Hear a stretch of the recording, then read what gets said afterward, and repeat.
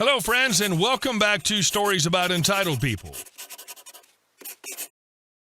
Today's story starts with a simple home improvement project, one small flower bed meant to brighten up a front yard. But when an HOA notice appeared on the door, it quickly became a lesson in power, pettiness, and what happens when personal grudges masquerade as rules. But before we begin, best way to support our channel is to leave comments, like, and subscribe with a turned-on bell so you don't miss the new video every single day. Here we go. The director's wife kept parking in our delivery yard. This happened back in the 1990s, long before cameras were everywhere and people assumed rules were more like polite suggestions. The story revolves around a man named Travis, who managed the warehouse of a large hospital built in the 1950s right in the middle of town. The location alone was a nightmare. On one side of the hospital was a stadium, on another, the Justice Hall, and on a third, a cluster of schools. Add a military barracks, 2 other medical buildings, and decades of urban growth, and you had streets that were permanently clogged with cars circling like vultures, hunting for parking that didn't exist. Every square meter mattered, especially inside the hospital grounds. One morning, Travis arrived early, as usual, to open the landing dock gates for deliveries. As the metal doors rolled up, he stopped dead. Sitting comfortably in the internal service courtyard, right next to the massive 2,000-liter liquid oxygen tank, was a small car. This was not a whoops 5 minutes situation. The internal court was strictly off limits. It was private property designed decades earlier for smaller vehicles and already tight enough for modern 35-ton delivery trucks. More importantly, liquid oxygen tanks are not something you want a random car bumping into. A collision there wouldn't just be an insurance issue, it would be a hospital-wide emergency with headlines attached. Travis muttered something unprintable and started making calls. First stop, warehouse staff. No one owned it. Nursing staff? Nope. Doctors? Absolutely not. No one with a medical degree was squeezing into a tiny Italian city car like that. Reception put out announcements over the loudspeaker asking the owner to move the illegally parked vehicle. Nothing.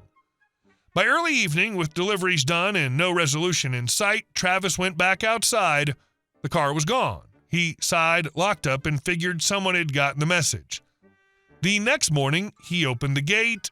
Same car, same spot. Travis stared at it for a long second, hands on his hips, wondering if he'd imagined the previous day. He repeated the process, calls, announcements, annoyed conversations with staff who were starting to recognize the problem. Once again, nothing happened. He tried the police. They were sympathetic but firm. Private property meant they couldn't order a tow. The towing company said the same thing. No police order, no action. Everyone agreed it was a problem. No one was willing or able to touch it. That day was lighter on deliveries, just smaller lorries bringing medical supplies. By closing time, like magic, the car vanished again. Travis knew this wasn't coincidence anymore. On the third day, things escalated. When the landing dock opened that morning, the car was already there. Same spot, same smug little presence, and this time it was a serious problem. A fully loaded 35-ton truck from Germany was scheduled to arrive. There was no alternate route, no backup dock, no way to maneuver that truck safely without risking the car, or worse, the oxygen tank. Travis gathered his team, ideas were thrown around quickly and shot down just as fast. They'd already tried announcements, they'd already tried police. Waiting wasn't an option. This wasn't an inconvenience anymore, it was a safety risk.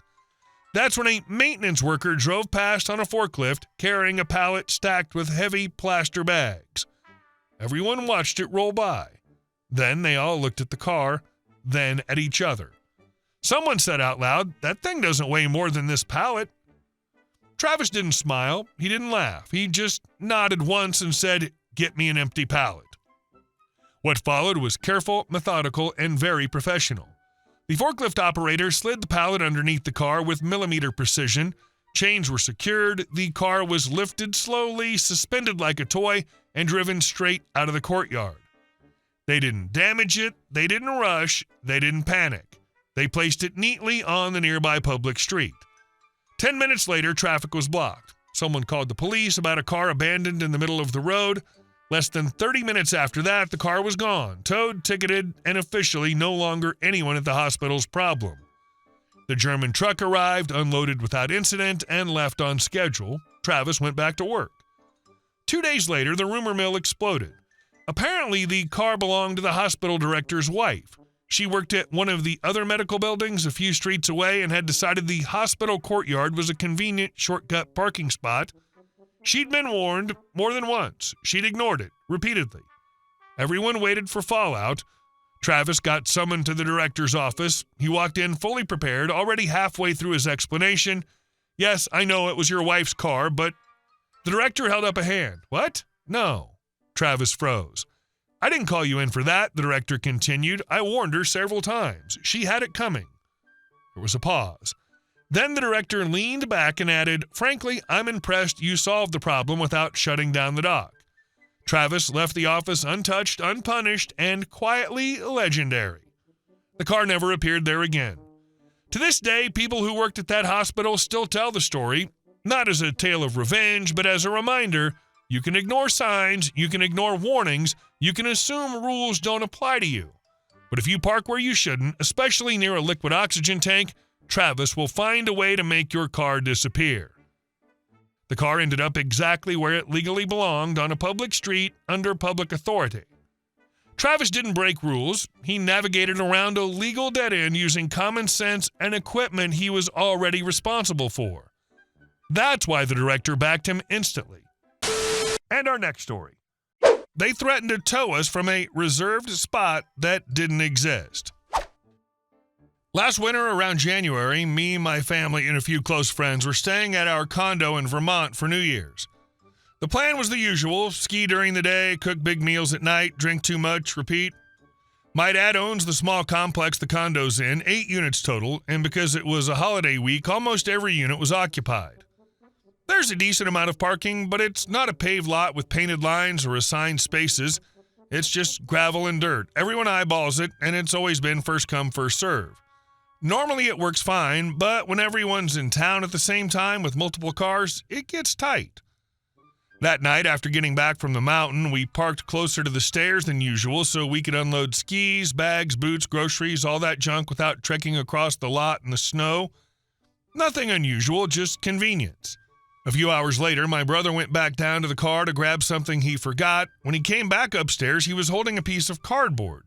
Someone had left a handwritten sign on our windshield. It said, in thick marker, "Reserved parking for Unit 8, handicapped." Yes, they spelled handicapped wrong, both sides. There are no reserved spots. There are no designated handicap spots. There never have been. Unit 8's actually one of the smallest units in the building, ground level, about half the size of the others. The couple renting it were a pair we barely knew. Mid-20s, kept to themselves, and generally gave off a weird vibe. We'd seen them occasionally, but never spoke much. Let's call them Rick and Tara. About 20 minutes after my brother found the sign, I went down to the car myself to grab gloves I'd left inside. As soon as I unlocked the car, the interior lights came on, and through the window of Unit 8, I heard yelling. Rick was shouting at me through the glass, telling me I had to move the car by morning or he'd have it towed. He was aggressive right out of the gate, swearing, pacing, acting like this was some long-standing offense. I didn't engage. I grabbed my gloves, locked the car, and went back upstairs. When I got back inside, I told my dad what happened. At that point, he was already annoyed. He didn't like tenants leaving fake signs on cars, and he definitely didn't like threats about towing vehicles in a lot they didn't control. He decided he was going to go down and deal with it himself. Important context, my dad was the only one who had actually met Rick and Tara before during the lease signing the year prior. Since then, my dad had been diagnosed with cancer and lost a lot of weight.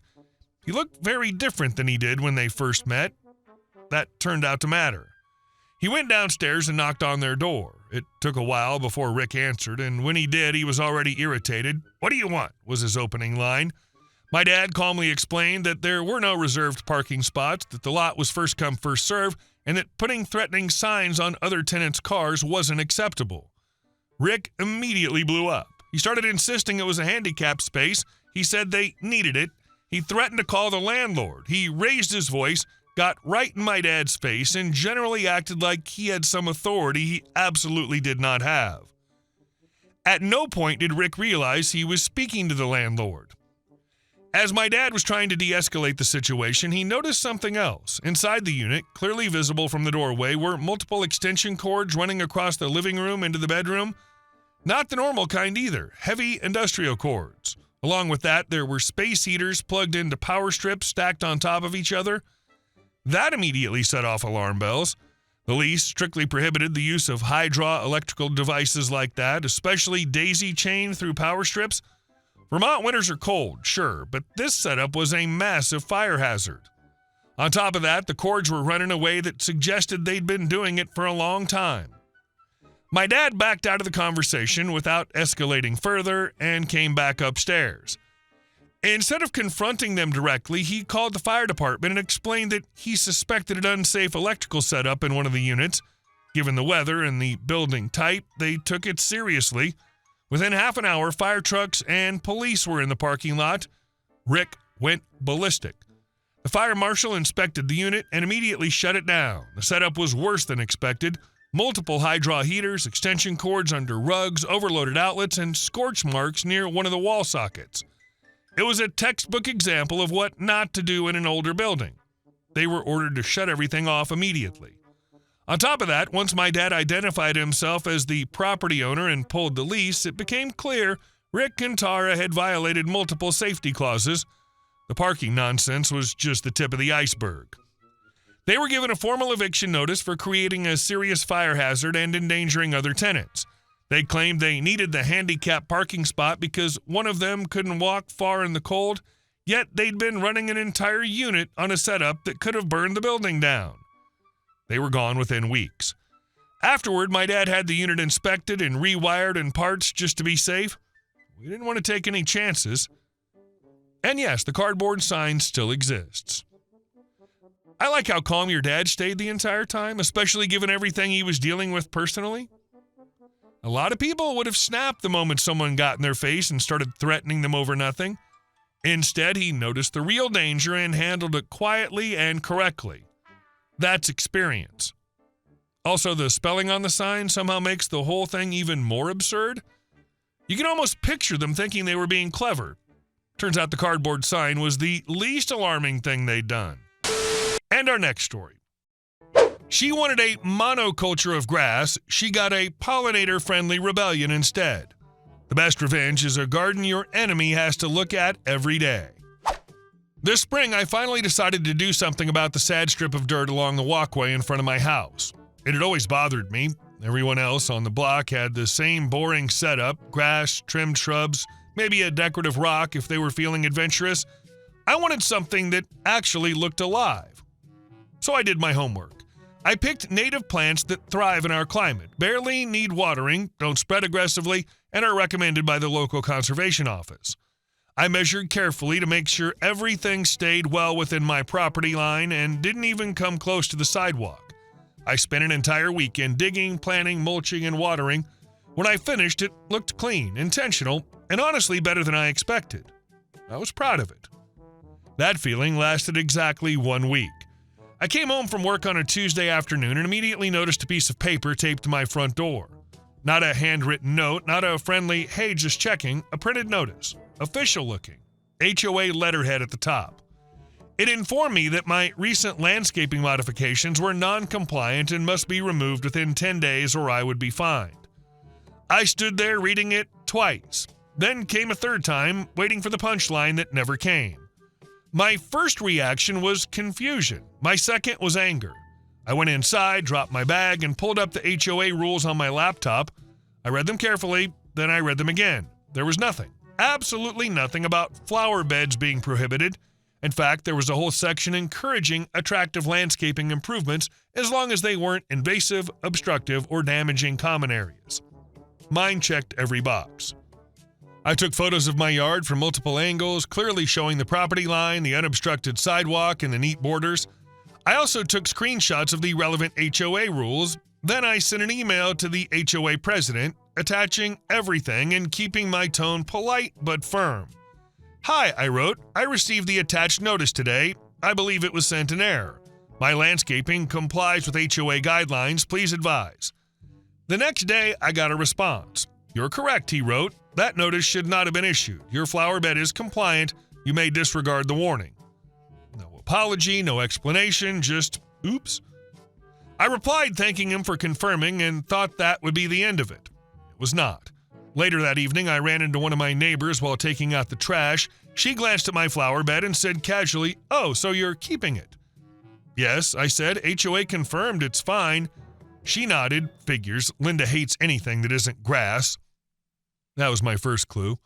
Linda, as it turns out, is a board member. Not the president, not even the vice president, just someone who's been on the HOA board for years and treats it like her personal kingdom. According to multiple neighbors, she has strong opinions about lawns, fences, paint colors, and apparently flowers.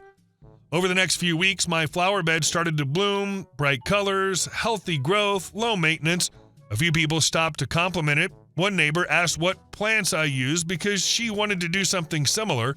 Another said she liked that it attracted butterflies. And Linda slowed down every single time she walked past my house. She didn't say anything, she didn't knock, she just stared. Hard. Like if she glared long enough, the flowers might wither out of spite. A month later, I got another notice. This one claimed my flower bed was encroaching on common space. I laughed out loud.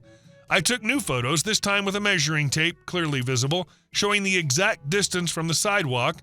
I forwarded the email thread from the HOA president confirming compliance and sent it right back. 2 days later, I received another short email, "Notice withdrawn." Still no apology.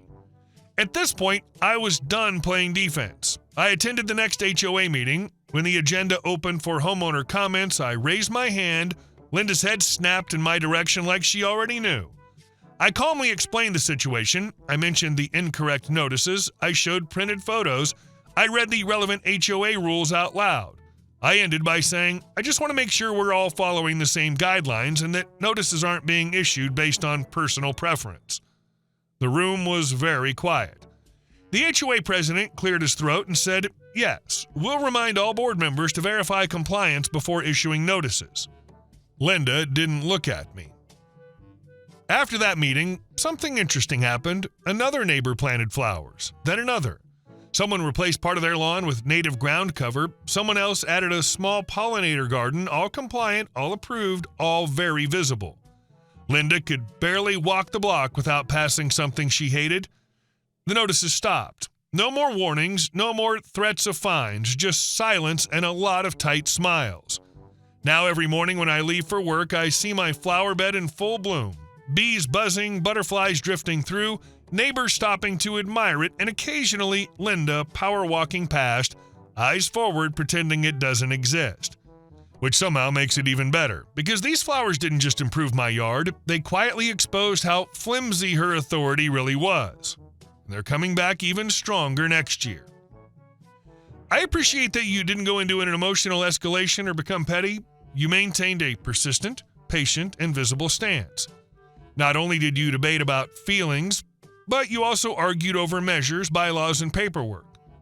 That's why it was successful. The most wonderful aspect is that your neighbors have taken notice.